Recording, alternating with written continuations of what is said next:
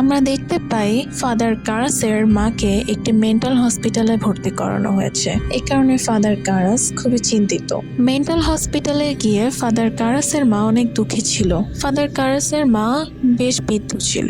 সে হাঁটতে গিয়ে তার পা ফ্র্যাকচার হয়ে যায়, কিন্তু সে কোনো ডক্টরকে তার চিকিৎসা করতে দিচ্ছিল না। এই কারণেই ফাদার কারাসের ছোট ভাই তার মাকে একটি মেন্টাল হসপিটালে পাঠায়। ফাদার কারাস তার মায়ের এই দুঃখী চেহারা সহ্য করতে পারে না। সে চায় তার মাকে এখান থেকে নিয়ে গিয়ে ভালো একটা হসপিটালে ভর্তি করতে, কিন্তু ফাদার কারাস ছিল অনেকটাই দরিদ্র। তার কাছে তেমন কোনো টাকাই ছিল না তার মাকে এখান থেকে নিয়ে যাওয়ার মতো।